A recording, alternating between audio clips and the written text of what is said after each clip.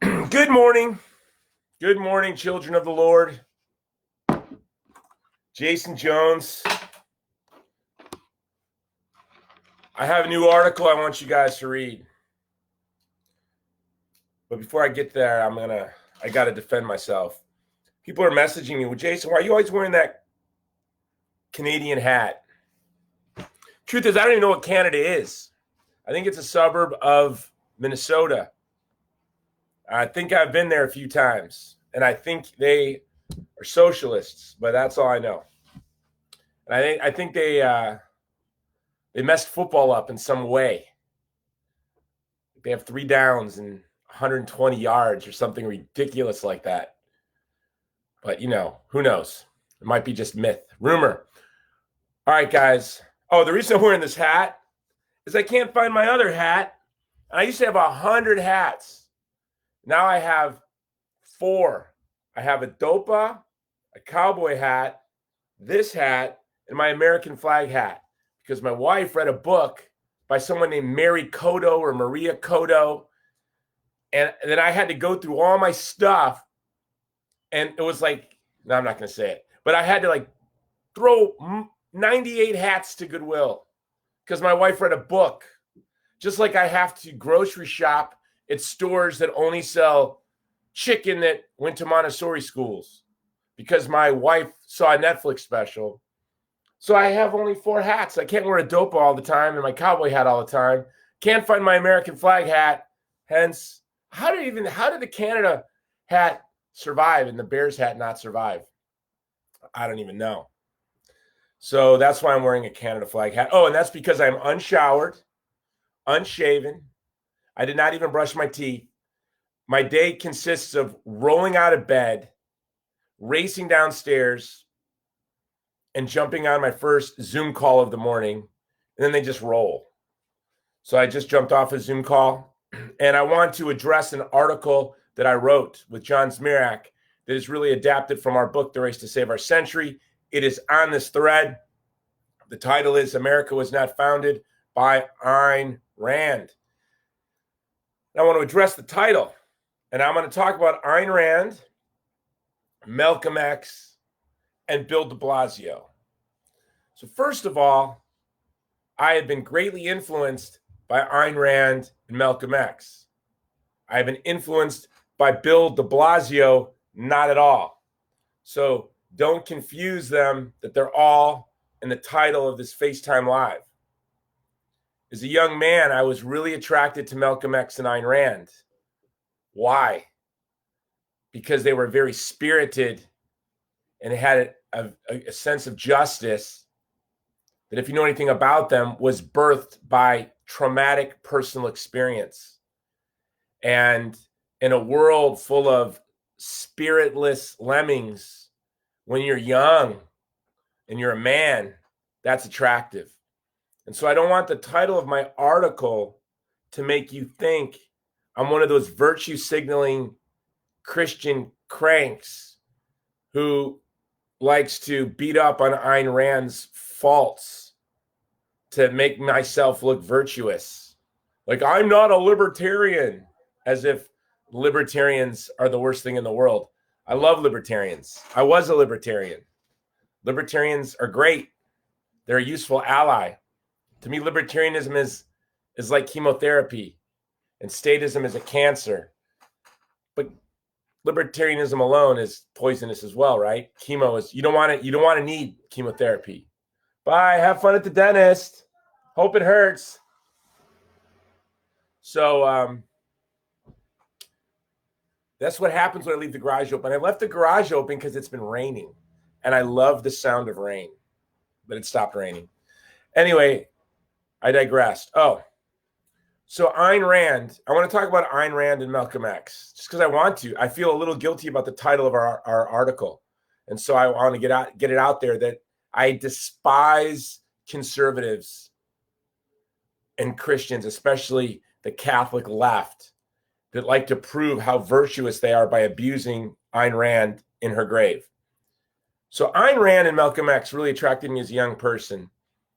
And when I studied them and their biographies and their life stories, they were very similar. In fact, I'm not going to bore you with my autobiography, but I felt an affinity to them because of a personal experience I had. I kind of felt a kindred spirit. See, Malcolm X, as a young man, was led into certain errors because of what happened to him. I mean, what relentlessly was happening to him with institutionalized racism, segregation, all that. But it wasn't just that, right? He was clearly different than most everybody else. A lot of folks experienced what he experienced. He wasn't the only black person in the world, but he experienced profound trauma when his father was taken by the Ku Klux Klan, laid across the trolley track, and his body was cut in half. To me, that was his inciting incident. That was the birth of his spiritedness. Now he spun out of control, was a drifter and a little bit of a petty criminal and all of this and that. But that was his inciting incident. And of course, because I read Girard now, I would put it in Girardian language, sort of he became like his mimetic rival. And for a time, he was attracted. He rejected Christianity because of the scandal of Islam. I mean, because of the scandal of Christians, people who call themselves Christians and burned crosses in people's yards, killed his father. So imagine that. The only religion in his world at the time was in his brain. People who practiced that religion murdered his father. Now we know that you can't be in the Klan and be a real lover of Jesus Christ, right? But a young man wouldn't understand that.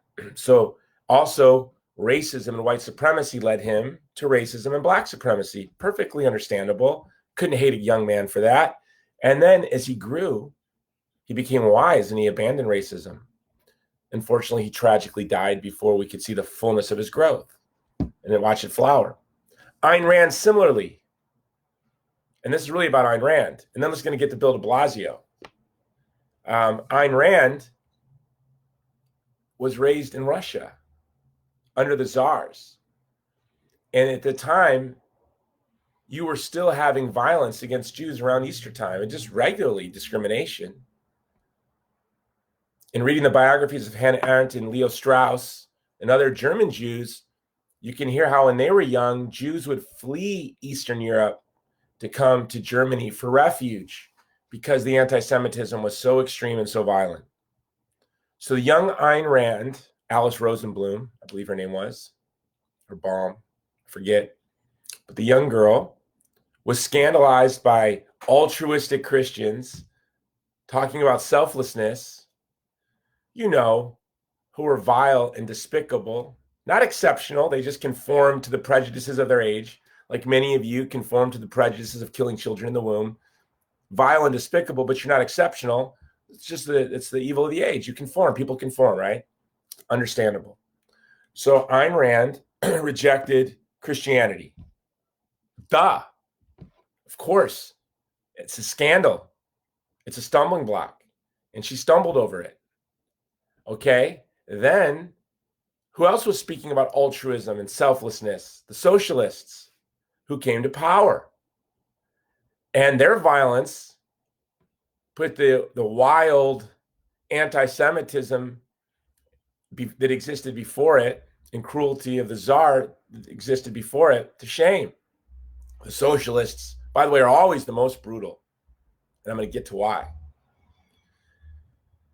They were the most brutal. So now this young woman, Alice Rosenbaum, become Ayn Rand. She got her name because a little Swedish book she read as a kid, I think the character's name was Ayn, that she liked, and the Rand Renault typewriter. So she could have been Ayn Renault. That would have been good. Ayn Rand is better branding. So, so the young girl flees socialism, flees historic anti-Semitism, comes to America. And the one thing she learned in the old world was if someone comes speaking about altruism, they're probably going to try to kill you and take your stuff, or at least just take your stuff. So she developed this philosophy. This book influenced me very much as a young man. The Virtue of Selfishness, a radical individualism, a radical commitment to defending the individual from violence, right? She's not a libertarian. She would be offended if you called her that. But it was a radical commitment to the individual, because she saw collectivism in religion or collectivism in socialist ideology is really a pretext to violence. So to her, this is self-defense for the vulnerable. So then Ayn Rand is a lone voice in the 30s standing up against Stalin. In fact, there were assassination attempts plotted by the KGB on her. And so when everyone was being seduced by Stalin or seduced by Mao or seduced by the Khmer Rouge, this Jewish woman who fled anti-Semitism and socialism to come to America produced a flawed but understandable philosophy. I'm not a radical individual, so I was a Randian as a young man, became a Christian, realized I'm more than an individual, I'm a person. And I realized that Ayn Rand's vision of the individual isn't grounded in really anything, as hard as she tried. In fact, when I graduated college, I had 3 goals in life. One was to end abortion. One of them was to develop an epistemology, metaphysics, and anthropology to support Ayn Rand's vision of the human person and virtues, which led me to becoming Christian and Catholic, right? So now you have Christians who bash Ayn Rand. It's absurd and thoughtless. You're going to bash a heroic woman who was a voice against the most brutal regimes in the history of mankind when nobody else was, because of the scandals of her youth, pushed her into a radical individualism. You want to use Ayn Rand as a straw man, straw woman to bat down because she's dead? Pathetic. So that is not what my article is doing. You can read it. All right. But why is Bill DeBlasio in the same sentence with Ayn Rand and Malcolm X? Because he's a villain. See, they're heroes. Bill de Blasio is a villain. And his recent tweet to the Jews, unbelievable, really. Now, he doesn't think of himself as an anti-Semite. He doesn't have to think of himself. It's buried in there. And I didn't ever want to be the person to condemn anti-Semitism, because when I was a kid, that was the unspeakable evil anti-Semitism. I felt like saying you were against anti-Semitism was like saying you're against sawing puppies in half. Like, who's for it? Well, now it's erupting everywhere. The mayor of New York City. Unbelievable. But here's the point. Where Ayn Rand falls down is in times of crisis like this, where the idea of radical self-interest and defending yourself is really, I think, for most people, not for Ayn Rand or not for someone like Malcolm X, because they had this idea, even Ayn Rand wouldn't have admitted it. She had a radical solidarity. That's why she was so prolific as a writer. And she was so, even as a Randian, I saw that flaw in her. I'm like, this is a woman radically committed to solidarity with other people. She would sort of have become a Straussian, mouthing the gods of the city's platitudes while busily protecting her own self-interest. But that's not what she was doing, right? She was evangelical and trying to convert the world to a vision of radical commitment to protecting the individual from violence. That is a solidarity, birthed from her trauma as a child. So Malcolm X, of course, became a Sunni Muslim, Orthodox Sunni Muslim. As a child, had birthed in him radical commitment of solidarity. Bill de Blasio is a godless socialist ideologue. And in times of order and peace and tranquility, the radical ideologue sounds like the saint. They're saints. They love the most. They care the most. They'll stand with the vulnerable till the end, till the bitter end. Well, no, they won't, right? They'll be swept away into the ocean. They'll miss grabbing that last knot on the rope. The bear taught me yesterday on a sailboat, that last knot is called the bitter end. Yeah, they'll never grab the bitter end. They will be swept away, because in times of crisis, it is only the truth about the human person revealed through the Christian religion that each and every one of us is made in the image of God.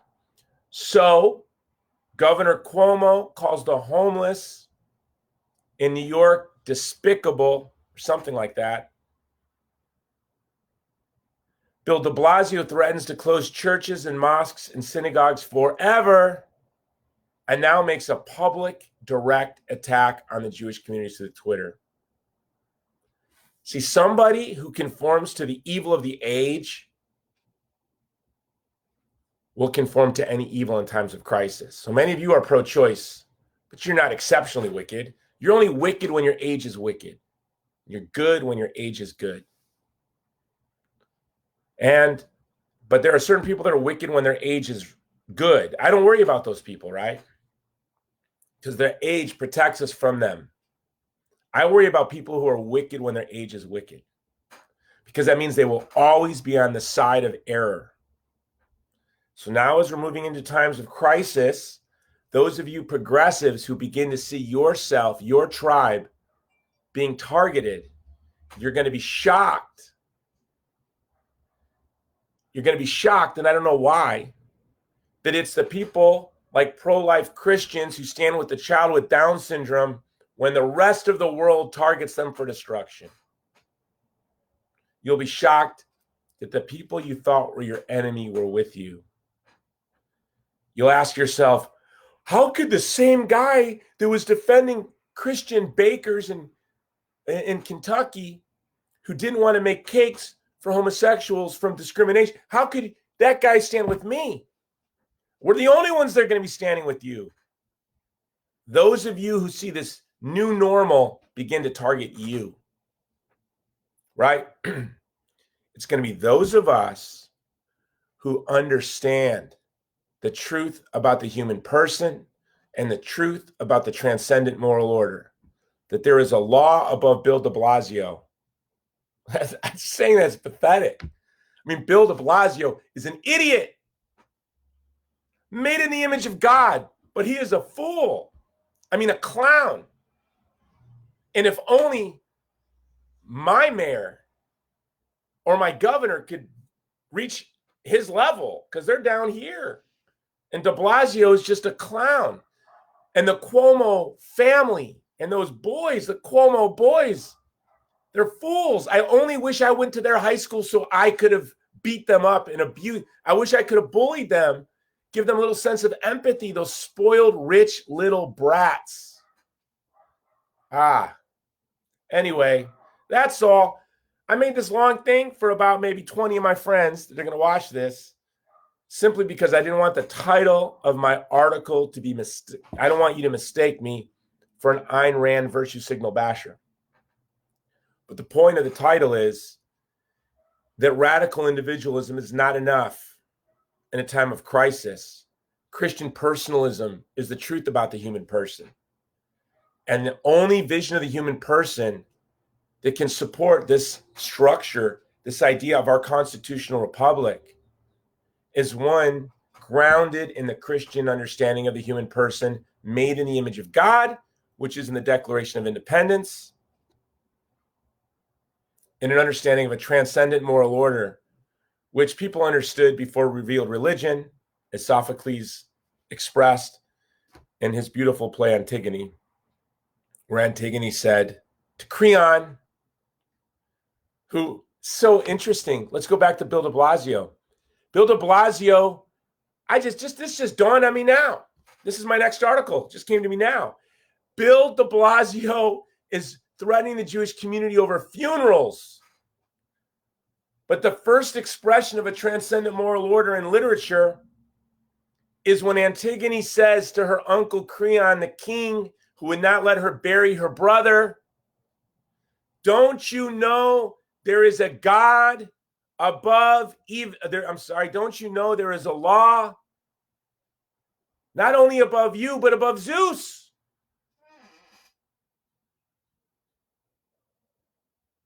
The sister Antigone said, I have to bury my brother. Creon, de Blasio. I wonder if Creon was as pathetic as you, really. I was just so lucky to have Sophocles write about him. But there is a law above you there, Bill DeBlasio. And these Jewish communities are going to continue to conform their lives to that law. And I pray that the NYPD never do anything as despicable as break up a funeral. So that is my rant.